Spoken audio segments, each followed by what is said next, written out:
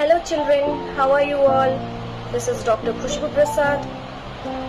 Today, let's understand a beautiful and emotional poem. The title is My Mother at 66. But before starting, let me ask you one question. That have you ever looked at your parents and suddenly realized that they are getting old? एक बार सोचिएगा.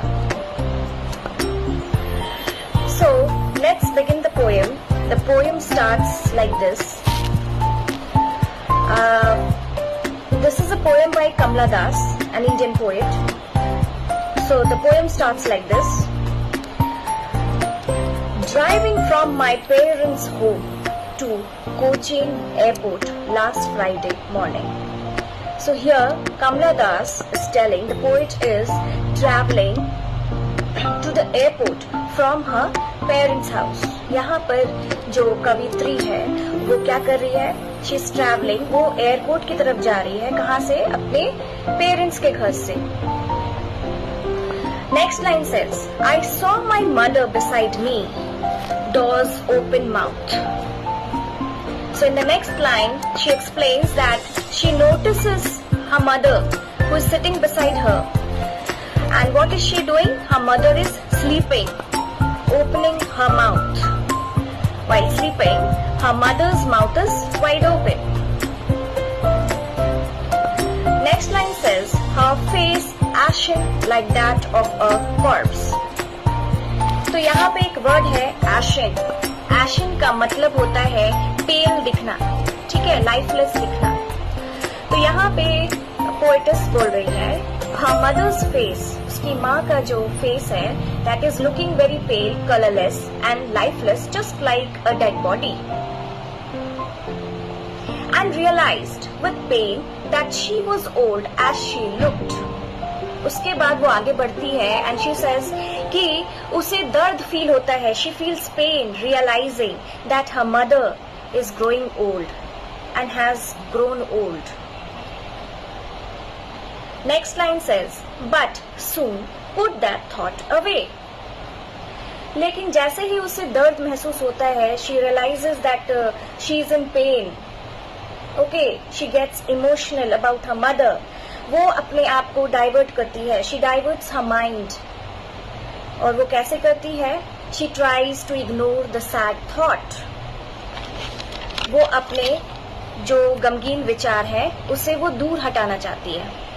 और उसके लिए वो क्या करती है, जो कि वो नेक्स्ट लाइन में यहाँ पे लिखा हुआ है, that is and looked out at young trees sprinting the merry children spilling out of their homes.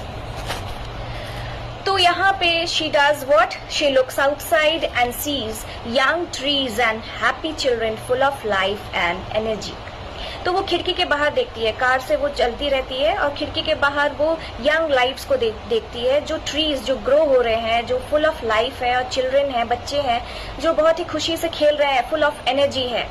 तो यहाँ पर पोएट का एक मतलब है, वो यहाँ समझाना चाहती है कि एक तरफ उसकी माँ है जो एक लाइफलेस बॉडी की तरह है, और दूसरी तरफ बाहर में बच्चे हैं और ट्रीज हैं जो बहुत ही फुल ऑफ एनर्जी है एंड लाइफ है. ठीक है.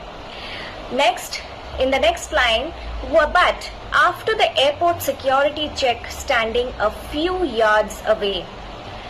अब वो लोग पहुंच जाते हैं कहाँ? एयरपोर्ट पर. तो एयरपोर्ट पे जैसे कि आप लोग जानते हैं कि वहां पे चेक इन होता है और वहां पे यहाँ पे यार्ड्स लिखा हुआ है. तो यार्ड्स का मतलब होता है डिस्टेंस. ठीक है.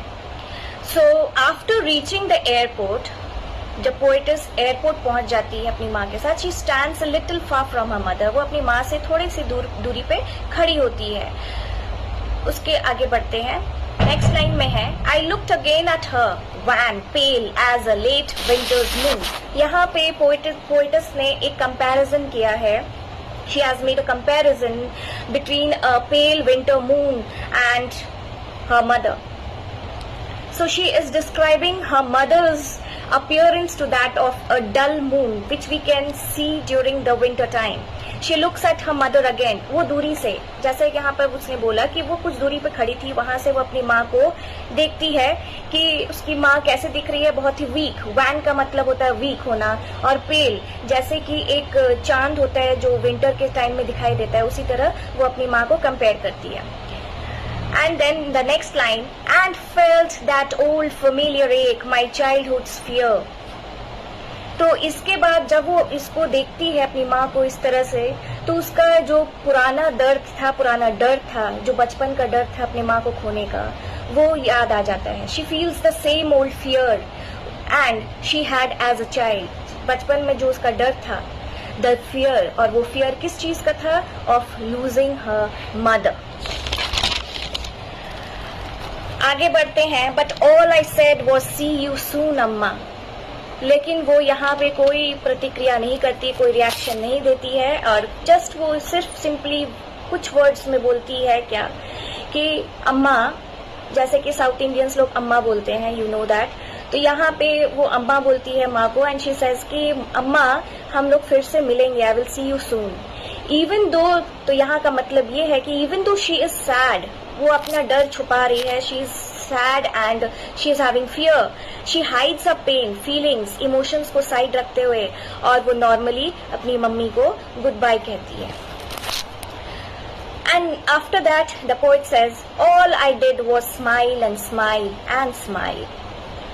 So she keeps on telling here is that उसका कोई और ज्यादा बातचीत नहीं होता है, and what she does is she keeps smiling. वो हंसती है, स्माइल करती है, मुस्कुराती है, हंसती नहीं, मुस्कुराती है। क्यों मुस्कुराती है? क्योंकि वो उस मुस्कुराने के पीछे उसका एक दर्द छुपा हुआ है, वो अपने दर्द को छुपाने के लिए वो एक मुस्कान देती है। She keeps smiling to hide her pain, and अपनी माँ को खुश देखना चाहती, that's why she smiles to make her mother feel happy. तो I hope कि you can understand this poem. It's a very simple poem about the mother and daughter's love relationship.